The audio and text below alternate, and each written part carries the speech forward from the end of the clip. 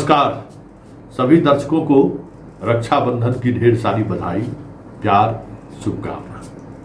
चलिए आज संतोष की रिपोर्ट में हम बात प्रशांत किशोर की उस राजनीतिक शैली की करने जा रहे हैं जिस शैली ने बिहार के नेताओं की नींद हराम कर दी है।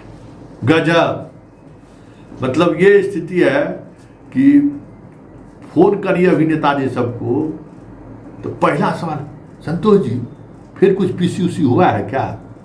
किसका? अरे वही प्रशांत किशोर का। अब ना इसके लिए हम फोन नहीं किए, कुछ और बात था इसलिए फोन किया।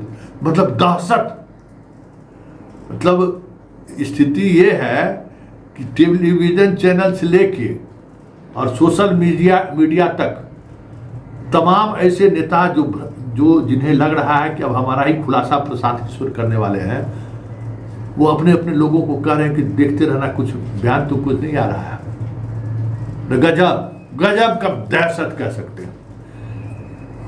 दिलीप जायसवाल तो अभी तक उस ट्रोमा से जो है ना बाहर नहीं आ पाए हैं। जो प्रशांत किशोर का जो बम्बास्टिंग था ना, बाहर नहीं आ पाए। मंगल पांडे कल मुस्कुरा कर चीजों को कह सकते हैं कि हवा निकालने की कोशिश कर रहे थे, लेकिन आज रक्षाबंधन के दिन जो कह सकते हैं कि सहमा सा मंगल पांडे का जो आवाज लग रहा था, सुबह हम गए थे एयरपोर्ट तो सोचे एक बार झांक लेते हैं। गजब का सन्नाटा छाया हुआ है, मतलब एकदम, मतलब पिन भी गिर जाए ना कैंपस में तो आपको सुनाई दे देगा, इस तरीके का सन्नाटा है। हर तरफ बस एक ही चर्चा था कि अब क्या होगा और कुछ खुलासा होगा संतोष जी क्या? और जो संभावित सूची में जो लोग नाम है सब उसी लुटियन जोर में, 2-3 मंत्री उसी लुटियन जोर में है। उन लोगों के कहने का तो क्या करते, कुछ भी है। मुख्यमंत्री जी किसी भी मना स्थिति में, वो जनता तो सुन रही है ना। अब कौन चारा घोटाला के बात करने जाएंगे नीतीश कुमार के मंत्री और संतरी, जिस तरीके की बात सामने आ रही है, और कोई नैतिक बल नहीं है, कोई जवाब नहीं दे पा रहे हैं। आज चलते चलते हो गई बात, तो हमने कहा कि ठीक है, मंगल पांडे जी कर्जा लिए दिलीप जायसवाल जी से, कोई बात नहीं, कोई भी, तो पिताजी क्यों कर्जा लिए? और पिताजी कर्जा लिए अपने पुतोहू के लिए, तो फिर ऊपर से पैसा दिए पुतोहू को, पुतोहू पैसा उनको लौटाई होगी, फिर वो दिलीप जायसवाल को लौटाए, और अगर नहीं लौटाए तो उनके पिताजी का जो आमदनी है, दवा दुकान है, क्या है वो पब्लिक डोमेन में लाइएगा ना भाई। प्रशांत किशोर जो बातें पब्लिक डोमेन में लाया है, उन बातों का तो आप जवाब दे नहीं रहे हैं। वो डॉक्यूमेंट्स के साथ सामने आ रहा है कि भाई इस प्रोसेस से पैसा गया, तो आप कुछ बताइएगा ना कि उस प्रोसेस से पैसा गया तो आप कैसे पैसा वापस दिए, चेक नंबर क्या है, आप भी लाके दिखाइए, सामने रखिए। और इनकम टैक्स रिटर्न फाइल किए हैं पिताजी का, तो वो सामने लाइए। दस्तावेज का बात हो रहा है ना, प्रशांत किशोर तो दस्तावेज दिखा रहा है। हम के हिमाचल के फैक्ट्री वाला बात, ये भी चर्चा बड़ी है। कहाँ दवा फैक्ट्री मंदी की, कहाँ मद्दी की, कोई हिमाचल में जगह है। प्रशांत किशोर की टीम में खूब चर्चा है, इसकी तैयारी कुछ किए हैं, तभी सब विस्फोट होगा। तो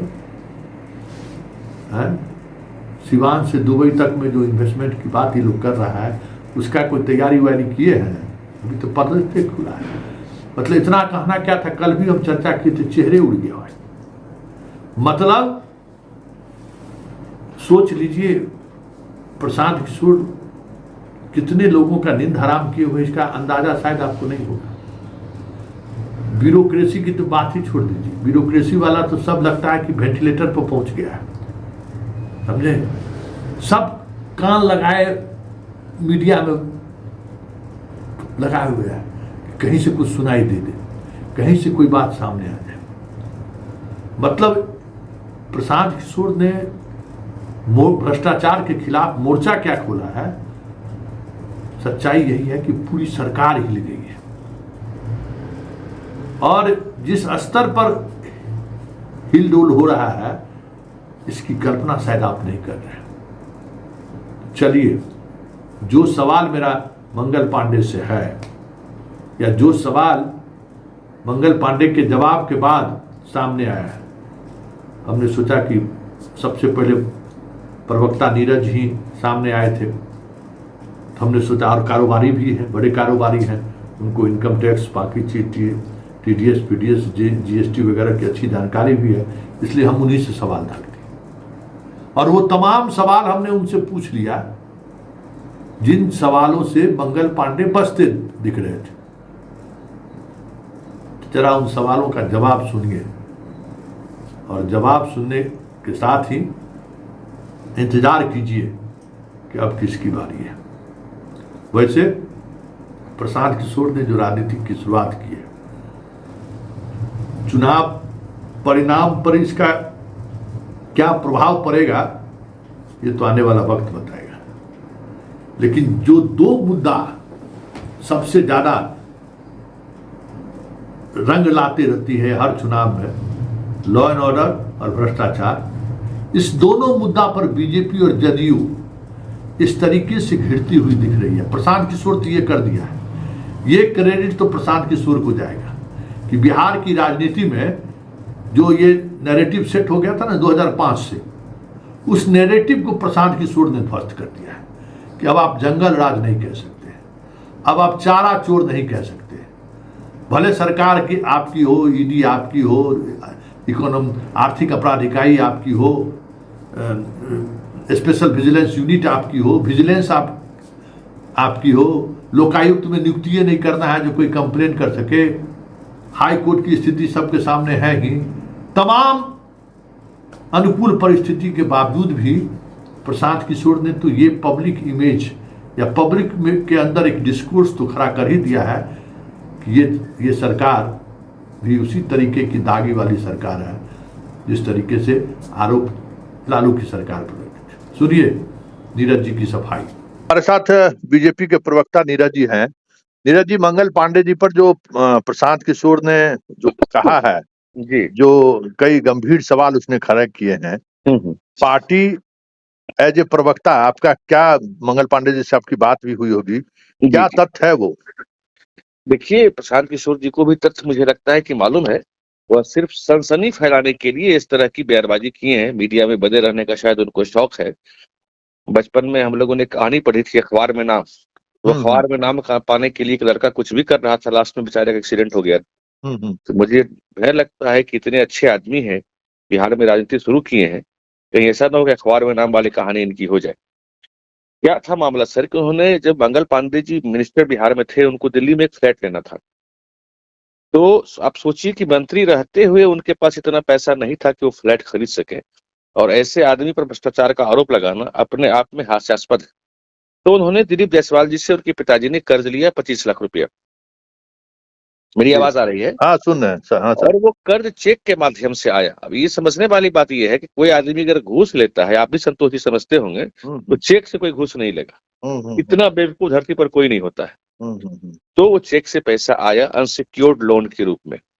उसके बाद आज से करीब 4.5 साल पहले 5 चेक के माध्यम से माननीय मंत्री मंगल पांडे जी के पिताजी ने उस पैसे को दिलीप जायसवाल जी को वापस किया।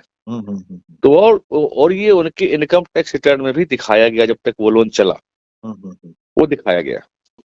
इसलिए इसमें कहीं कोई हेराफेरी वाली बात नहीं है कि ये हुआ वो हुआ, ये कहीं से कोई बात नहीं है। उनका दूसरा आरोप था कि इस पैसे के एवज में उनके कॉलेज को डीम्ड यूनिवर्सिटी बनाया गया। तो बड़ा स्पष्ट है साहब, आप संतोष जी पढ़े लिखे आदमी हैं, डीम्ड यूनिवर्सिटी बनाने में हेल्थ मिनिस्ट्री का कोई रोल होता है क्या? ना, कोई रोल नहीं होता। यूजीसी बनाती है, यूनिवर्सिटी ग्रांट कमीशन उसके लिए है, जो ऑटोनोमस बॉडी है, वो डिसाइड करती है, वो करती है। तो इसके लिए मंगल पांडे जी पर आरोप लगाना, मैंने कहा ना, बस खाली मीडिया में बंधे रहने के लिए और सनसनी फैलाने के लिए इस तरह की बातें करते हैं।